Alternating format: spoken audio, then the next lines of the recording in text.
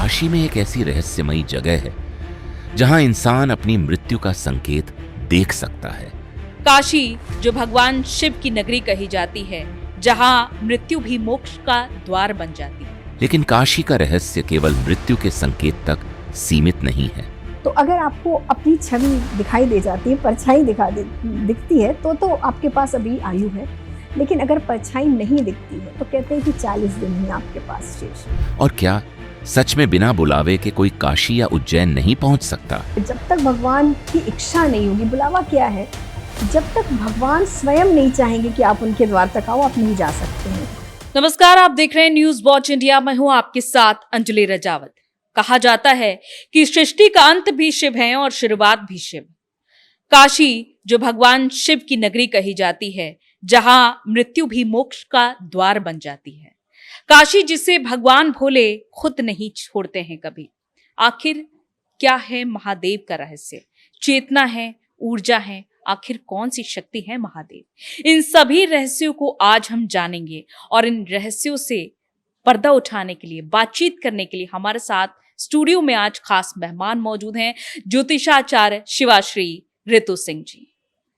ऋतु जी, बहुत बहुत स्वागत है आपका। हर हर महादेव, हर हर महादेव। बहुत बहुत शुक्रिया बुलाने के लिए।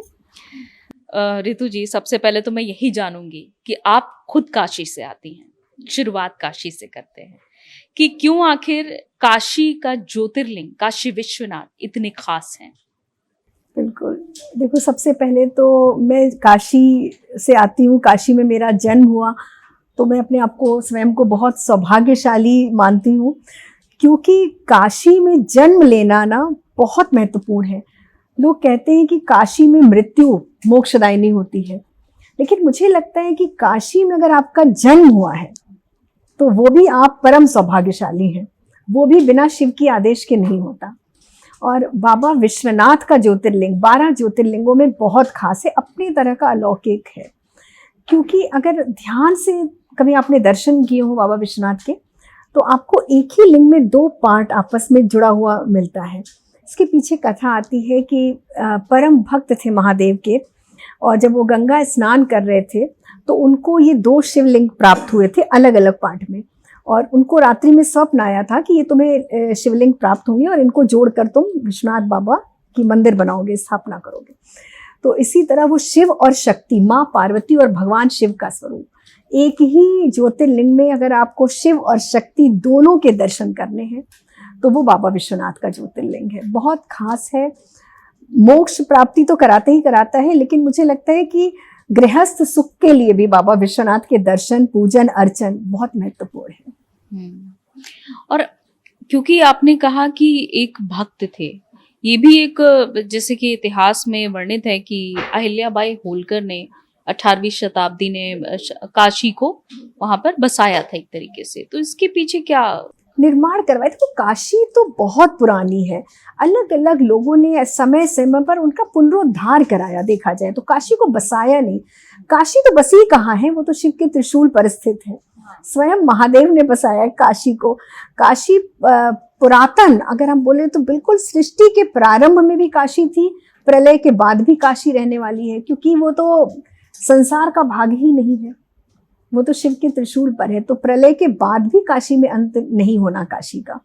अहिल्याबाई होलकर ने पुनरुद्धार कराया था, मंदिर का निर्माण कराया था, लेकिन वो शिवलिंग तो बहुत प्राचीन है, बहुत प्राचीन है। उनका तो उनकी उत्पत्ति के अलग अलग कथाएं हैं। अगर हम स्कंद पुराण का काशी खंड पढ़ते हैं, शिव पुराण पढ़ते हैं, तो उसमें कथाएं कि महादेव ने काशी का निर्माण किया था, क्योंकि विवाह के बाद जब शिव जी का पार्वती माँ से विवाह हुआ तो माँ पार्वती ने उनसे आग्रह किया कि कोई ऐसा स्थान चुनिए महादेव जहाँ हम एकांत में निवास कर सकें।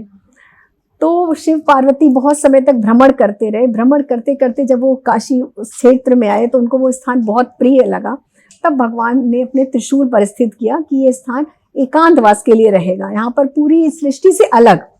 तब से काशी है। उसके पीछे तो बहुत कथाएं हैं। उसके बाद तो बहुत लोगों ने काशी को चुना, और महादेव ने वो खुद स्वयं कहा है काशी खंड में कि ये वो स्थान है, अविमुक्त क्षेत्र हम इसीलिए कहते हैं काशी को, कि काशी को छोड़कर महादेव कभी नहीं जाते। उन्होंने स्वयं कहा है काशी खंड में कि मैं काशी को छोड़कर कभी नहीं जाता हूँ।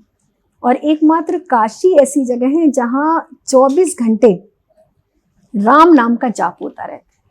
एक क्षण को भी वहाँ राम नाम का जाप बंद नहीं होता है, चाहे किसी मंदिर में हो, चाहे किसी के घर प्रांगण में हो, कहीं ना कहीं ये बिल्कुल सत्य है कि वहाँ पे, क्योंकि तारक मंत्र जो महादेव कानों में कहते हैं ना कि वहाँ जब किसी की मृत्यु होती है तो स्वयं महादेव तारक मंत्र कहते हैं। तो वो तारक मंत्र क्या है?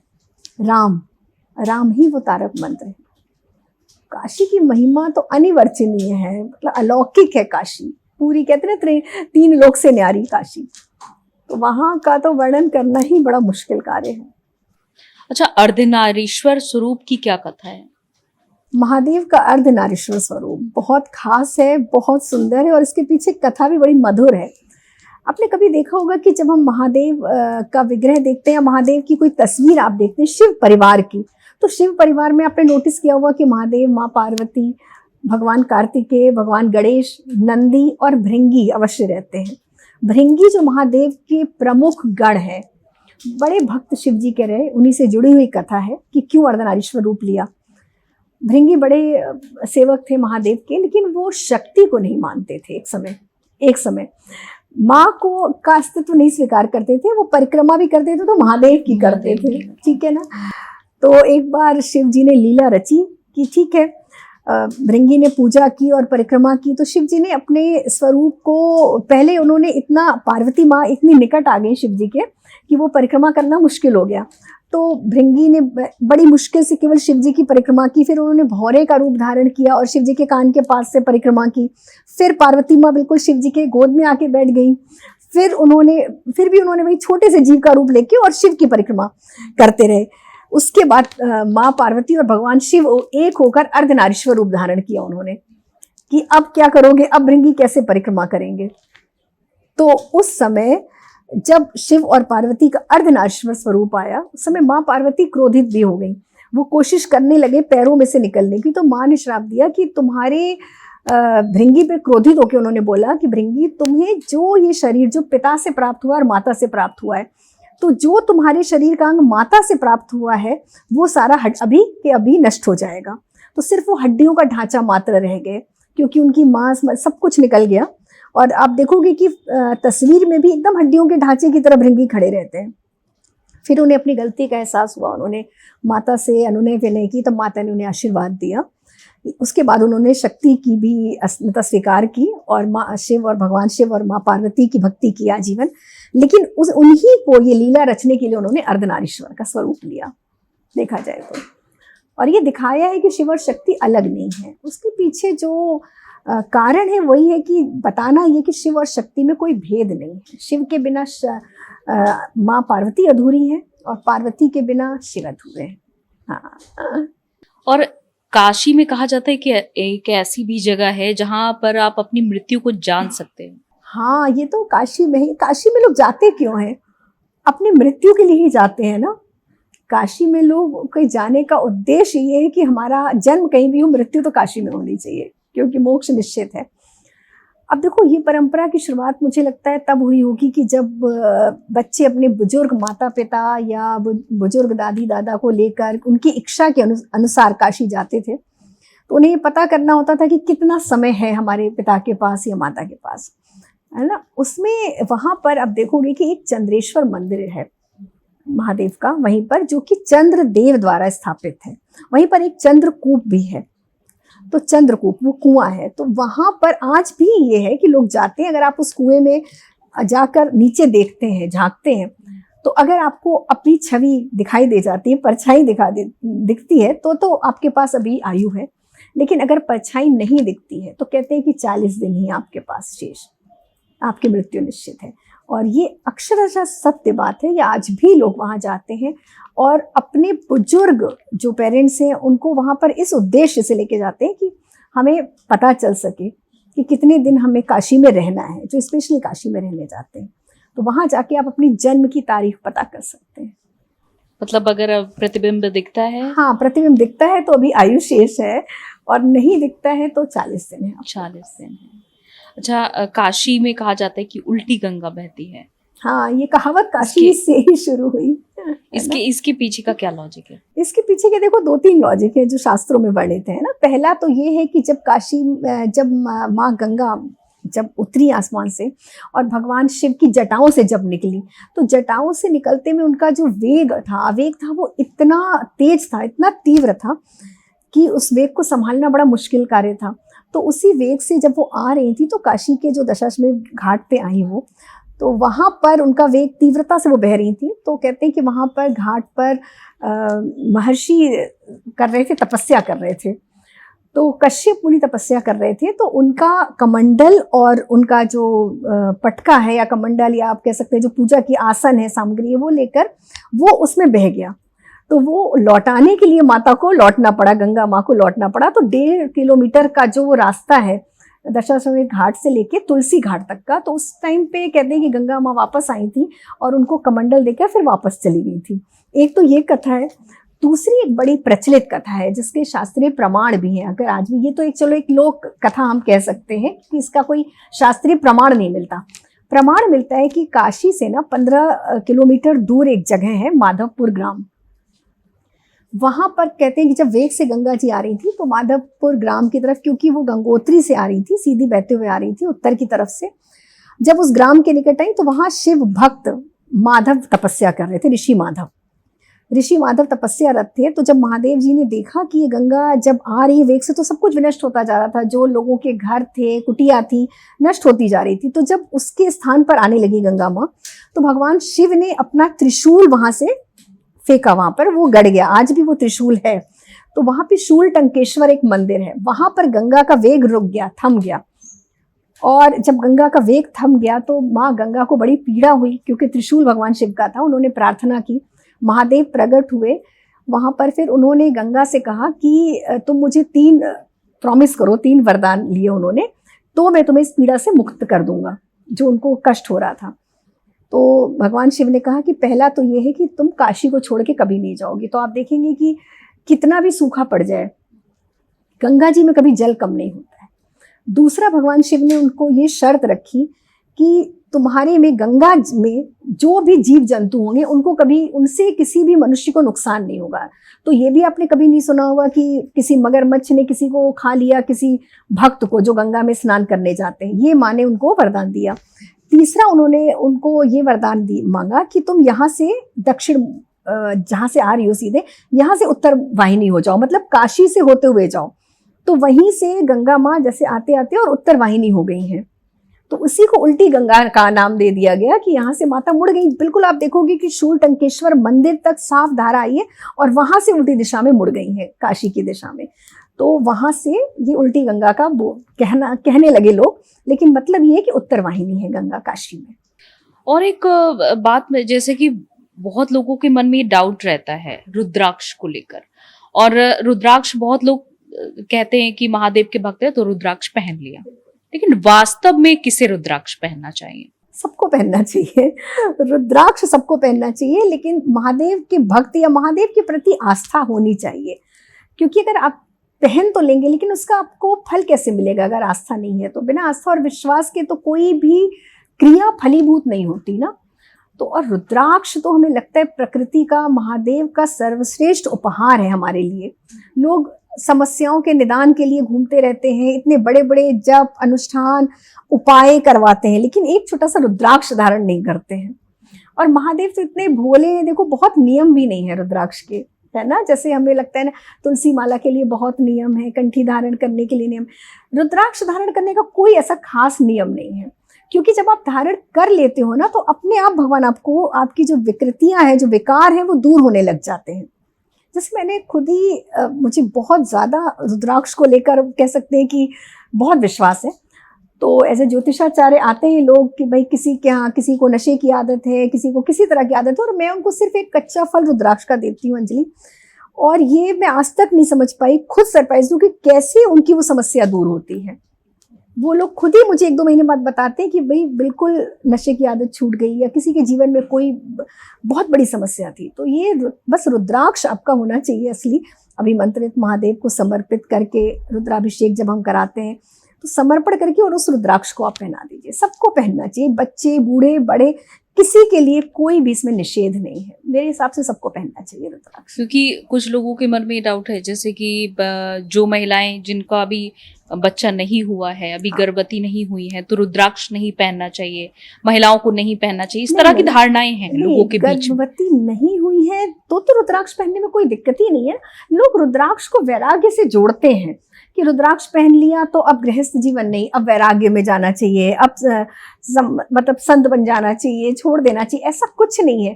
कई तरह के रुद्राक्ष होते हैं।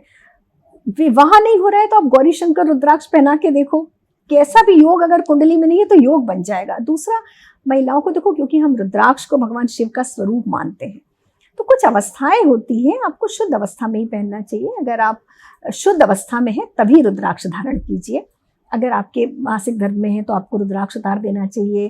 थोड़ा सा एहतियात, क्योंकि वॉशरूम जाना है तो उतार देना चाहिए। तो इतना तो करा जा सकता है बहुत आसानी से।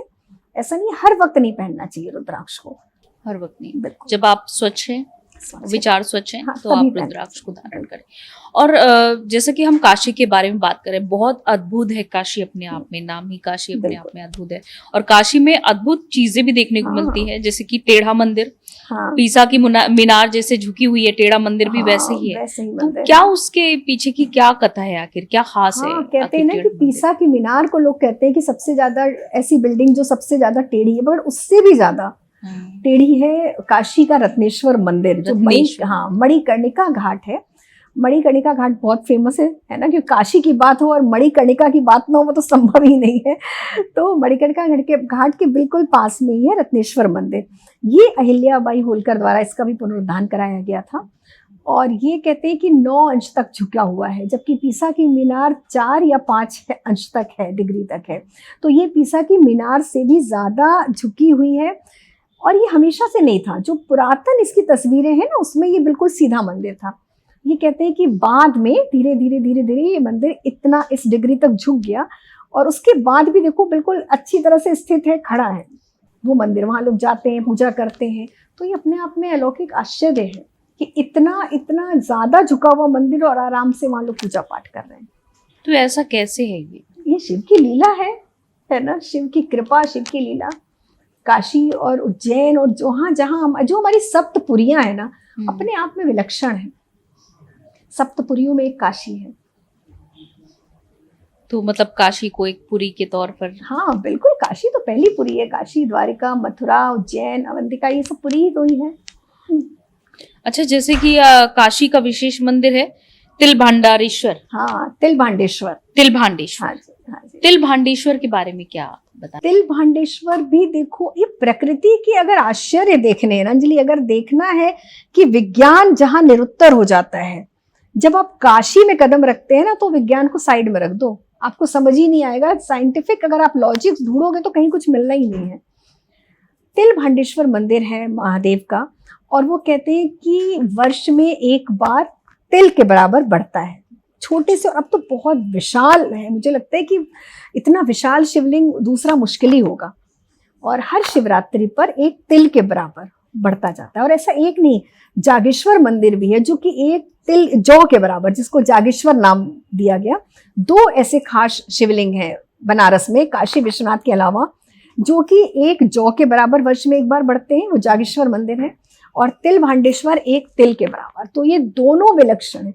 और इसका देखो नाप है, प्रॉपर पुजारी नापते हैं धागे से, और जब बढ़ जाता है तो वो धागा छोटा पड़ जाता है। अच्छा, एक और मंदिर है, मनकामनेश्वर मंदिर है खजुराहो में। हाँ, खजुराहो में, और उसकी भी यही कथा है कि वो तिल के बराबर। कई मंदिर ऐसे, कई जगह ऐसा है कि, तो ये भगवान की लीला है महादेव की ना, क्योंकि ये स्वयंभू शिवलिंग है, इनको स्थापित नहीं किया गया किसी के द्वारा। तो जो स्वयंभू शिवलिंग होते हैं वो एक तरह से ज्योतिर्लिंग ही होते हैं ना, तो उनकी तो फिर लीला ही अलौकिक है, उनकी तो महिमा अलौकिक है। और खास बात ये भी जानना चाहूंगी, क्योंकि शिव शक्ति के बारे में हमने बात की थी शुरू में, लेकिन मंगला गौरी माँ साथ में, कहते हैं ना कि शिव शक्ति साथ में है, तो मंगला गौरी व्रत के बारे में क्या बताना चाहेंगे आप, कि अगर दोनों को पूजना है तो? बहुत खास है और बहुत लोग रखते भी हैं। देखो, जैसे अभी मैंने भृंगी की कहानी सुनाई है ना, कि शिव को मानो शक्ति को ना मानो तो सब अधूरा है, शिव प्रसन्न ही नहीं होते। सावन के सोमवार के साथ जो दूसरा जो मंगलवार आता है, सावन के 4 सोमवार और 4 मंगलवार, तो मंगलवार के दिन मंगला गौरी व्रत का बड़ा विधान है, बहुत महात्म्य बहुत ज़्यादा है। जिन बच्चियों का विवाह नहीं हो रहा है, या सोचो लड़के लड़कियां कोई भी अगर विवाह नहीं हो रहा है, कहते हैं ना मंगला गौरी व्रत से बड़ा कोई व्रत नहीं होता, तो मंगला गौरी व्रत उस समय किया जाता है। जैसे सावन के सोमवार में हम उपवास करते हैं, वैसे ही माता के व्रत में करते हैं। थोड़ा सा अंतर ही हो जाता है कि माता को हम मंदिर में श्रृंगार अर्पित करते हैं, चुनरी अर्पित करते हैं। एक चौमुखा दीपक अवश्य जलाना चाहिए मंगला गौरी के व्रत में, आटे का बना हुआ, ये खास विधान है। और देखो जैसे सब व्रत की किताबें मिलती हैं वैसे माँ मंगला गौरी की भी मिलती हैं, तो जो जो नियम लिखे हुए हैं उसको मानना चाहिए। लेकिन सबसे बड़ी बात है कि आपके अंदर इतनी आस्था, विश्वास, प्रेम होना चाहिए। शिव और शक्ति को कभी अलग नहीं समझना चाहिए। जैसे आपने देखा ना कि शिवलिंग का आप देखते होगे मंदिर में लोग मौली से गठबंधन कराते हैं शिव और पार्वती माँ का, तो वो जरूर कराना चाहिए। अगर शादी से रिलेटेड कोई समस्या है तो भी माँ को पूजो, है ना। जरूरी नहीं कि हमेशा अपने कार्य के लिए ही भगवान की आराधना की जाए। तो जीवन में अगर मंगल चाहते हो, है ना, सर्वत्र मंगल, तो वह मंगला गौरी की आराधना करनी चाहिए। सर्व मंगल मांगल्ये शिवे सर्वार्थ साधिके शरण्य त्र्यंबके गौरी नारायणी नमोस्तुते। अच्छा, शिव जी इतनी जल्दी प्रसन्न क्यों हो जाते हैं?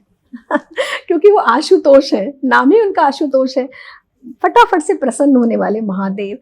शिव देखो बहुत जल्दी प्रसन्न होते हैं, लेकिन ऐसा नहीं है। शिव जो है परीक्षा भी बहुत लेते हैं, है ना। पल में प्रसन्न होते हैं तो पल में रुष्ट भी होते हैं, ऐसा नहीं। जो लोग भोले होते हैं ना, मासूम भोले होते हैं, उनको देखो, उनको मनाना आसान नहीं होता है, क्योंकि वो छोटी छोटी बातों पे मान जाते हैं। वो आपसे बहुत अपेक्षा नहीं रखते, लेकिन आपका जो प्रेम, जो श्रद्धा, जो प्यार है वो उनको अवश्य चाहिए। सबसे बड़ी बात है महादेव की जो विशेषता क्या है, जो कि बहुत अट्रैक्ट लोगों को क्यों करती है, क्योंकि जो कोई देवी देवता स्वीकार नहीं करते वो सारी वस्तुएं महादेव ने स्वीकार की हैं। तो जितने हमारे विकार है ना अंजलि, जो हमारे अंदर, जो हम कहते हैं ना कि मनुष्यों में विकार का होना एकदम स्वाभाविक है, और ये लगता है कि और देवों के पास जाने से पहले जो हिचक होती है ना कि हमने इतने पाप किए, पता नहीं हमें भगवान विष्णु स्वीकार करेंगे कि नहीं करेंगे, पता नहीं माँ दुर्गा करेंगी, लेकिन शिव कर लेते हैं, क्योंकि इनका तो नाम ही नीलकंठ है, विष उन्होंने कंठ में धारण किया है।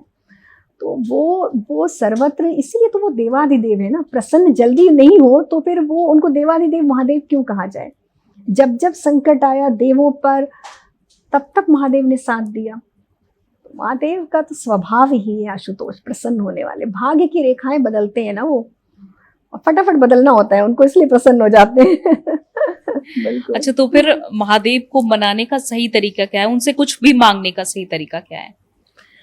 उनके देखो, उनसे कुछ भी मांगना है ना तो बहुत ज्यादा विधि विधान की जरूरत ही नहीं है। कहते भी है कि महादेव एक लोटा जल से प्रसन्न हो जाते हैं। एक लोटा जल सभी एक समस्याओं लोटा का जल हल। सभी, ये बोलते हैं, और ये सत्य भी है, बिल्कुल सत्य। क्योंकि जितने ज्योतिर्लिंग है ना, ज्योति से उत्पन्न हुए हैं। महादेव की जो अखंड अग्नि स्तंभ, जब आदि महादेव प्रकट हुए थे, उन्हीं से ज्योतिर्लिंग हुए हैं। तो उनकी ताप ऊष्मा बहुत ज्यादा होती है। तो जब हम जल अर्पित करते हैं तो वो शांत होते हैं, प्रसन्न मुद्रा में हो जाते हैं। तो जल सबसे अच्छा है, रुद्राभिषेक। और अभिषेक के लिए ये सावन का महीना इतना खास है ना, अगर उनसे कुछ मांगना है तो ये कल्प वृक्ष है सावन का महीना। जो चाहे अभिषेक करो और मांग लो। अब क्या चाहिए उसके अकॉर्डिंग अभिषेक कर लो, है ना। शादी प्यार नहीं तो उनको उससे अभिषेक करो, शहद से अभिषेक करो। धन चाहिए तो गन्ने से अभिषेक कर लो। स्वास्थ्य ठीक नहीं है तो दूर्वा से अभिषेक कर लीजिए। ठीक है, जीवन में सब कुछ चाहिए, पंचामृत से अभिषेक करो। तो रिझाने का तरीका अभिषेक से बढ़कर मुझे लगता है कुछ है नहीं। और नमः शिवाय जो पंचाक्षर मंत्र है, आप कहीं बैठे हो, किसी अवस्था में बैठे हो, कोई नियम, कोई प्रावधान नहीं है। नमः शिवाय के लिए ना आपको दीक्षा लेने की जरूरत है, किसी नियम में बंधने की जरूरत है। नमः शिवाय का जाप और एक लोटा जल, बस महादेव प्रसन्न है। अच्छा, एक जगह मैंने कहीं पढ़ा था और एक बहुत अच्छे ज्ञानी थे, तो ओम नमः शिवाय, वैसे तो हर कोई ओम नमः शिवाय मंत्र का जाप करता है, आपने अभी बताया। तो ओम नमः शिवाय मंत्र की शक्ति क्या है? लेकिन ये भी मैंने जाना है कि ओम नमः शिवाय की बजाय अगर आप बोलेंगे नमः शिवाय, ओम नमः शिवाय, क्योंकि आपने शिव को भी पुकारा है, शक्ति को भी पुकारा है। बिल्कुल बिल्कुल बिल्कुल। तो इनमें से कौन सा मंत्र देखो, रहता है? बहुत सारी भ्रांतियां भी हो गई अंजलि। इस समय ना लोगों को शास्त्र पढ़ते नहीं है, सुनते जाता है, क्योंकि बहुत प्लेटफॉर्म अवेलेबल हो गए हैं, तो जिनका जितना ज्ञान है। हमारे यहाँ शास्त्रों में ना ओम नमः शिवाय जो हम महामंत्र बोलते हैं, जिसको कहीं कहीं कहीं शास्त्र में वर्णन आता है कि ओम का उच्चारण आपको गुरु दीक्षा के बाद करना चाहिए। तो और एक जगह आता है कि शिव को हम विश्व गुरु मानते हैं, महादेव को तो गुरु मानते ही मानते हैं। तो भगवान शिव के मंत्र में मुझे नहीं लगता कि कोई भी ऐसा प्रतिबंध होना चाहिए। ओम नमः शिवाय का जाप सर्वश्रेष्ठ है, षडाक्षर मंत्र है ना। और ओम तो प्रकृति का नाद है। जब शिव ने डमरू बजाया तो सबसे पहला जो नाद निकला वो ओम है। तो पूरी सृष्टि समाहित है उस ओम नाम में। तो उसको जपने से पहले कोई वर्जना नहीं होनी चाहिए। मुझे लगता है कि ओम नमः शिवाय सर्वश्रेष्ठ मंत्र जाप है, अगर आप करना चाहते हैं तो उसमें कोई भी शक की गुंजाइश नहीं है। और जिसका मैंने अभी वर्णन किया कि नमः शिवाय, ओम नमः शिवाय, तो क्या ये सही मंत्र है? बिल्कुल सही है। देखो, नमः शिवाय, ओम नमः शिवाय जब हम करते हैं तो इसमें कहते हैं कि शिव पार्वती दोनों का है, लेकिन शिव और शक्ति अलग है ही नहीं ना। जब आप शिव बोलते हो तभी ई की जो मात्रा है वो शक्ति है, देवी है, उसमें ज्यादा उलझने की जरूरत ही नहीं है। एक्चुअली देखो, ओम जो बोला आपने, ओम नमः शिवाय, ओम नमः शिवाय, इसका कहीं उल्लेख इतना नहीं आता। हम जब पूजा आराधना करते हैं तो हमें थोड़ा शास्त्रीय विधान और देखना चाहिए, शास्त्र सम्मत बातें हम करते हैं। या तो देखो, हम बिल्कुल ही प्रेम में भगवान का कोई विधि विधान न माने तो फिर थोड़ी सी शास्त्र सम्मत। तो जब हम शिव बोलते हैं ना, तभी शिव और शक्ति दोनों आ जाते हैं। तो हम किसी भी तरह से करेंगे, उद्देश्य तो उनकी प्रसन्नता है महादेव की। तो महादेव इतना नियमों में उलझाते नहीं है, है ना। अच्छा, जैसे कि शिव के बारे में हम बात कर रहे हैं, अब ऐसे में लोगों के मन में ये भी सवाल है कि किस राशि के लोग जिनके ऊपर शिव की ज्यादा कृपा होती है, वो कौन से लोग होते हैं? शिव की कृपा किस पे नहीं होती? सब पे होती है। शिव तो देखते ही नहीं कुछ भी। पात्र जो नहीं देखते वो है महादेव, ठीक है ना।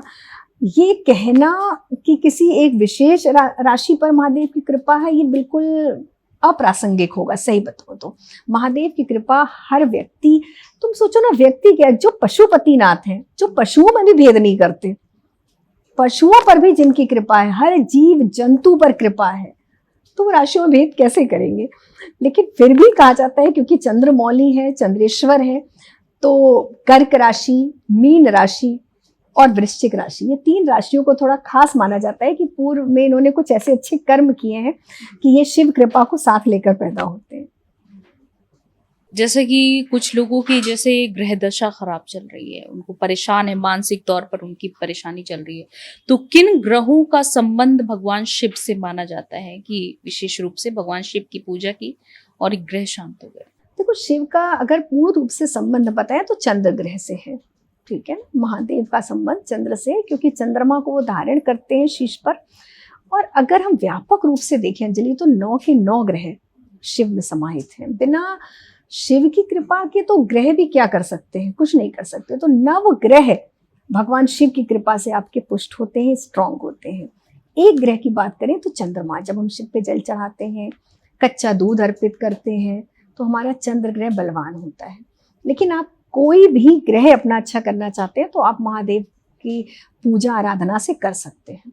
ऋतु जी, जैसा कि काशी का वर्णन हो रहा है और मणिकर्णिका घाट की बात ना हो, जिसे महाश्मशान कहा जाता है, जहाँ भस्म की होली खेली जाती है, जहाँ चिता कभी बुझती नहीं है। बिल्कुल। तो क्या आखिर इसके पीछे की, मणिकर्णिका घाट के पीछे की कथा है? मणिकर्णिका घाट के पीछे की देखो कथा की बात करो तो कहते हैं ना, भगवान शिव जब विवाह के उपरांत आए थे, लोग अपनी दुल्हन को लेके पहले घर जाते हैं। हमारे महादेव अपनी दुल्हन को लेके पहले आए थे महाश्मशान, है ना, काशी में लेकर आए थे। और काशी में वहाँ भस्म की होली खेली गई थी, जहाँ माँ पार्वती भी थी।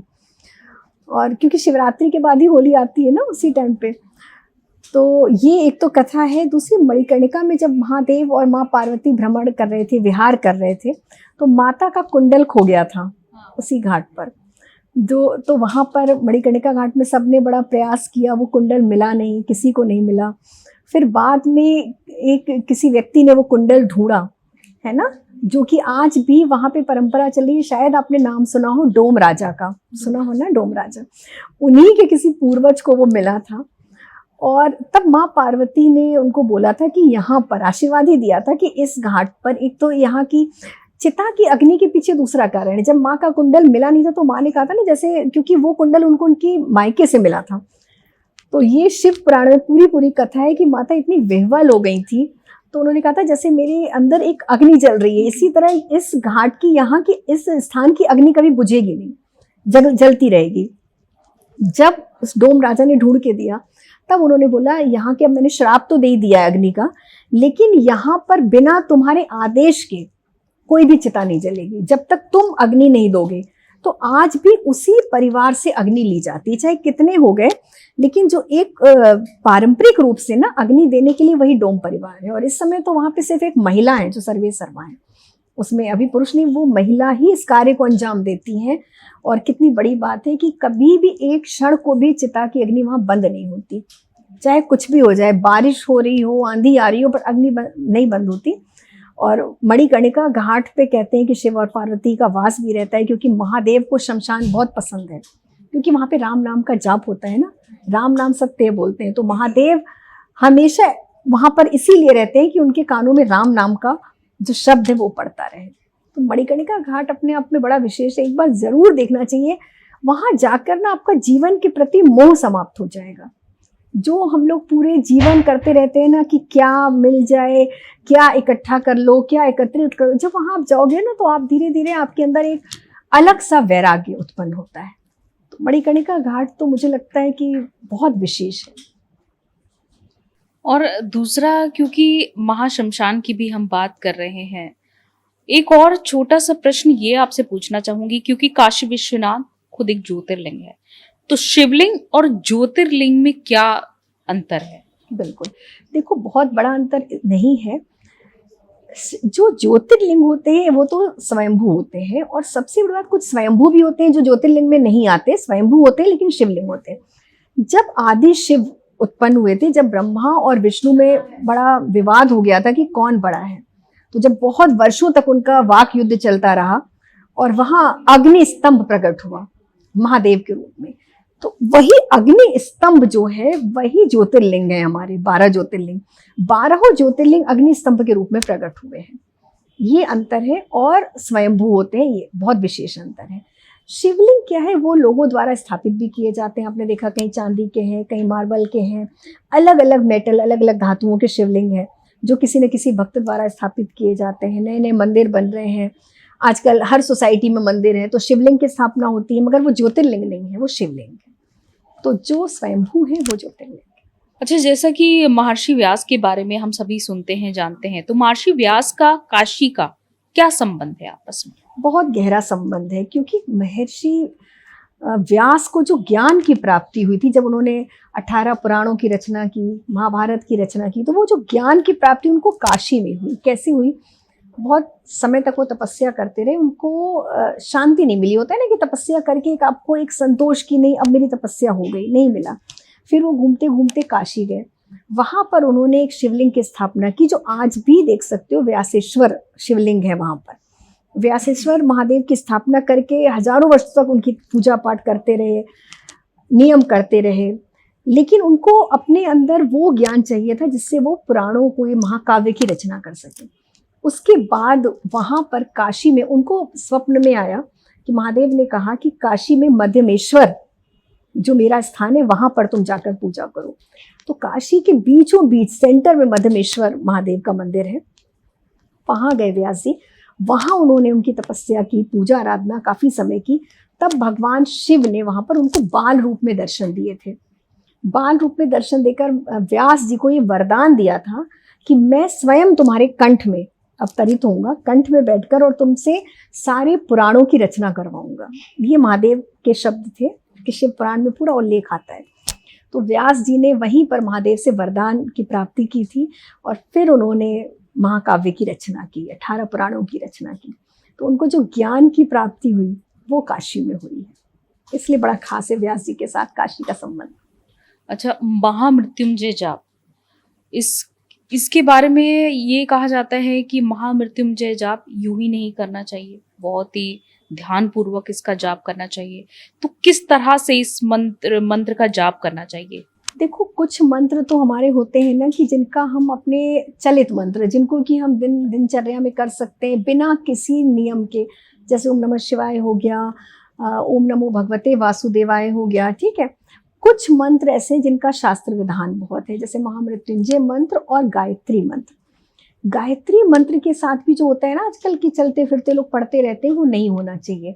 और महामृत्युंजय मंत्र जब असाध्य परिस्थिति हो, है ना, जब आपके जीवन में, देखो दो तरह के लोग हैं, एक तो जिनको मंत्र सिद्ध करना है, उनको महामृत्युंजय मंत्र सिद्ध करना है तो वो रोज उसका जाप करें, 108 जाप करें, 1000 जाप करें। लेकिन जाप का एक विधान, मैं आपको घर के स्वच्छ स्थान में बैठना है, मंदिर है तो ठीक है, नहीं तो किसी भी स्वच्छ स्थान पे आसन जरूर होना चाहिए, किसी पात्र में जल होना चाहिए, एक दीपक होना चाहिए।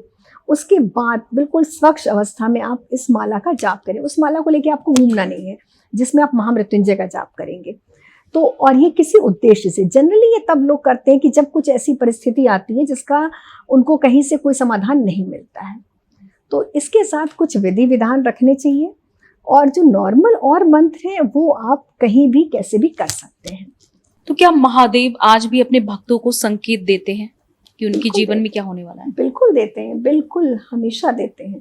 भक्तों का साथ महादेव कभी नहीं छोड़ते, और भक्त और महादेव के बीच का संबंध सिर्फ वही समझ सकते हैं।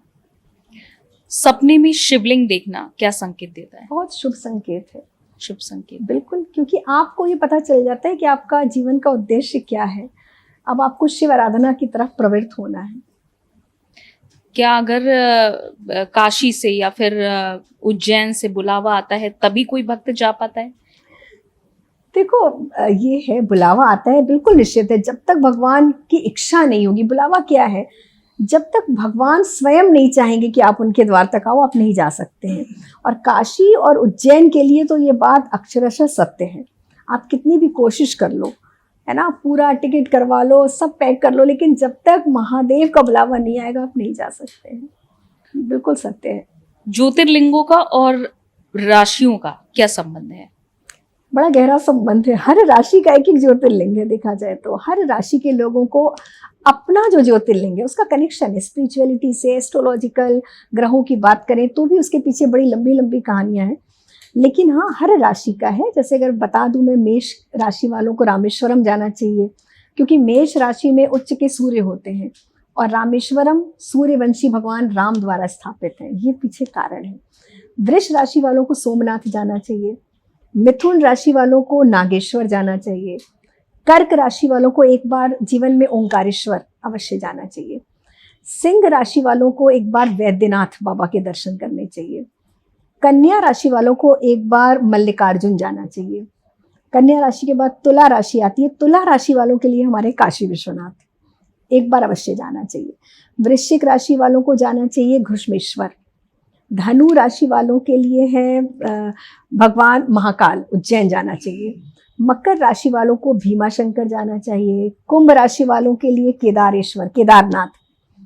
और मीन राशि वालों को जीवन में एक बार त्र्यंबकेश्वर के दर्शन करने चाहिए।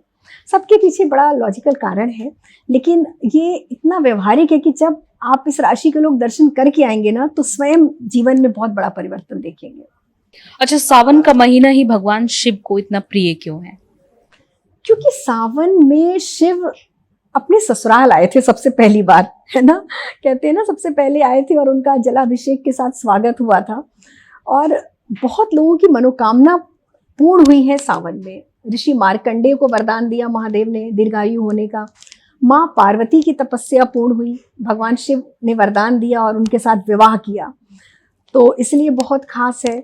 सावन में ही समुद्र मंथन हुआ, भगवान शिव ने हलाल विष, कालकूट विष को धारण किया कंठ में।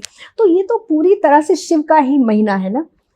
आप सोचो, जो कार्य हम पूरे वर्ष बहुत ज्यादा विधि विधान के साथ करेंगे वो बहुत छोटे से उपाय से हम सावन में कर सकते हैं। मतलब महादेव अपने प्रसन्न अवस्था में होते हैं, तो जिससे आपका काम है अगर वो प्रसन्न होता है तो उससे काम कराना बड़ा आसान होता है ना। तो सावन शिव को सर्वदा सर्वत्र बहुत प्रिय है। अच्छा, एक आखिरी सवाल, अगर सावन के महीने में कोई अपनी मनोकामना भी पूर्ण चाहता है कि मेरी इच्छा ही पूरी हो जाए और व्रत नहीं रख पा रहा है या फिर पूजा के लिए प्रॉपर टाइम नहीं निकाल पा रहा है, तो उसके लिए कोई छोटा सा अगर आप टिप देना चाहें तो। बिल्कुल, देखिए आप व्रत नहीं रख पा रहे हो, लेकिन पूरे सावन में ऐसा तो संभव नहीं है कि एक भी दिन आप भगवान शिवालय नहीं जा सकते, मंदिर नहीं जा सकते। किसी एक दिन आप सोमवार को मत जाओ, किसी भी दिन चले जाइए और 108 महादेव को बिल्व पत्र, 108 बिल्व पत्र जिसपे आप चंदन से राम लिख सकते हैं, क्योंकि राम नाम भगवान शिव को अत्यंत प्रिय है, अत्यंत प्रिय है। तो अगर आपने पूरे सावन में एक बार भी ये उपाय कर लिया, 108 बिल्व पत्र राम लिखकर और उल्टा करके जैसे चढ़ाते हैं, जो विधि होती है, महादेव पर चढ़ाना आप शुरू कर दीजिए। बिल्व पत्र को उल्टा कर, हाँ, क्योंकि उसकी चिकनी सतह है। बहुत लोगों को मैंने देखा वो सीधा ऐसे चढ़ाते हैं, बिल्व पत्र चढ़ाने का तरीका ऐसा होता है। तो ये थी हमारे साथ ज्योतिषाचार्य शिवाश्री रितु सिंह जी, जिन्होंने भगवान भोलेनाथ से जुड़े तमाम बड़े रहस्य और जानकारी उजागर की है। और उम्मीद करते हैं कि आपको ये पॉडकास्ट पसंद आए और आपकी जो भी राय है कमेंट बॉक्स में जरूर लिखेगा। पॉडकास्ट को शेयर करिए, लाइक करिए और चैनल को सब्सक्राइब करना मत भूलिए।